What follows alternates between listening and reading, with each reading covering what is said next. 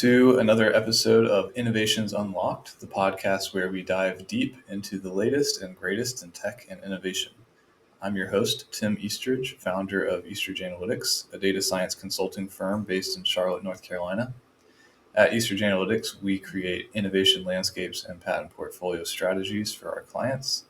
And today, we're exploring a fascinating patent that promises to revolutionize the way we think about biometric systems and privacy. Joining me today is our resident technical expert, AI Greg. We're going to dive into some specifics about this patent and going to discuss how it works. What do you think about that, AI Greg? Hi, Tim. Thanks for having me. This patent is really interesting because it tackles the challenge of identifying individuals using their biometric data while keeping that data secure through encryption. It's designed to work with deep neural networks to classify encrypted feature vectors, which essentially means it can recognize patterns in encrypted data without needing to decrypt it. That's fascinating. So how exactly does this encryption work with neural networks? During the training phase, the system uses a deep neural network, or DNN, that is fed with encrypted feature vectors and their corresponding labels. Think of these feature vectors as numerical representations of biometric data, like fingerprints or facial features. So when you say a vector, you mean you're converting some kind of data into a numeric or computer represented form, right?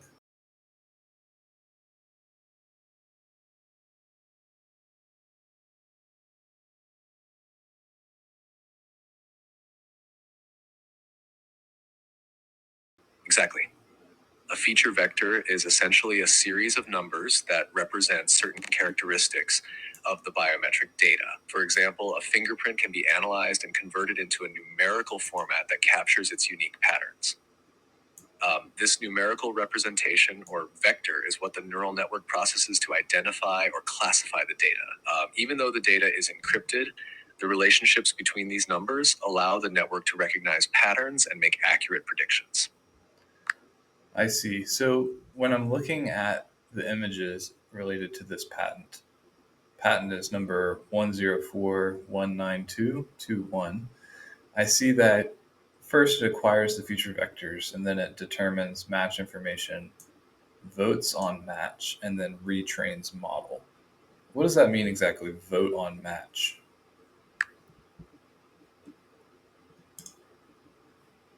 When the system votes on match, it essentially evaluates multiple possible matches for a given biometric input. The deep neural network generates an array of values in response to the input feature vector.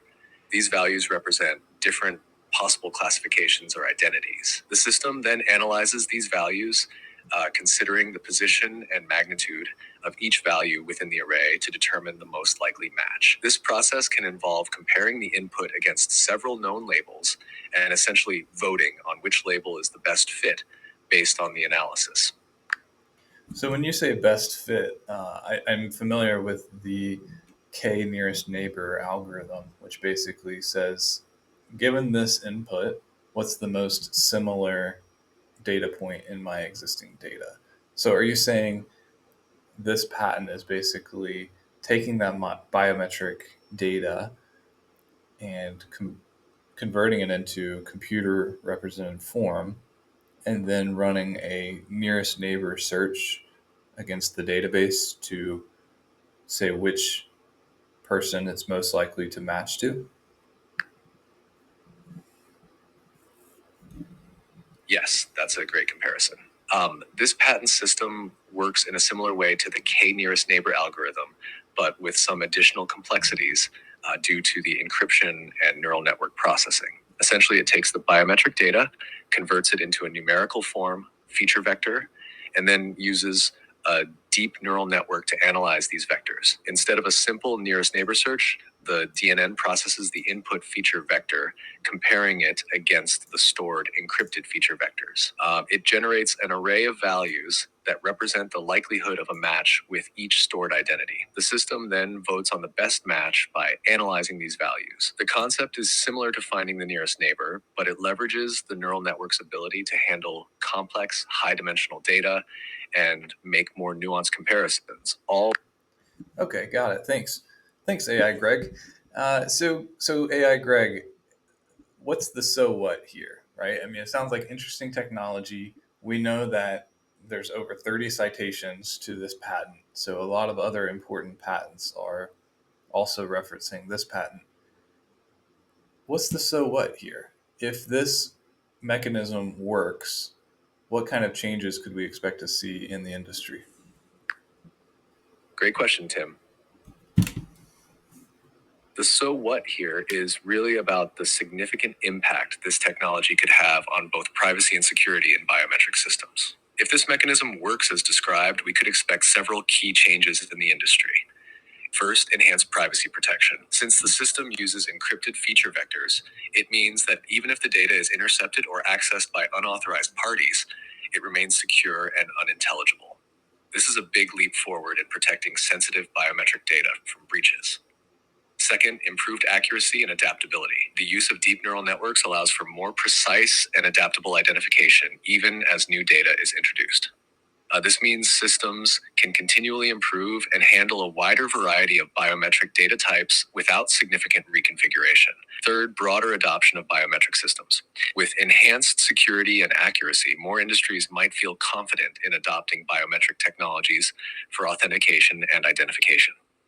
This includes sectors like banking, healthcare, and government services where security is paramount. Finally, fostering innovation. With over 30 citations, it's clear that this patent is influencing other developments. It could lead to new applications and improvements in related fields, driving further advancements in AI, encryption, and biometric technology. In summary, if this technology is widely adopted, we could see a more secure, efficient, and innovative landscape for biometric identification. Thanks, AI Greg, for breaking down the patent, the technical aspects of this patent. It's clear that this technology has the potential to make a big impact. And thank you to our listeners for tuning into this episode of Innovations Unlocked. If you enjoyed this episode, don't forget to subscribe and leave us a review. Until next time, stay innovative.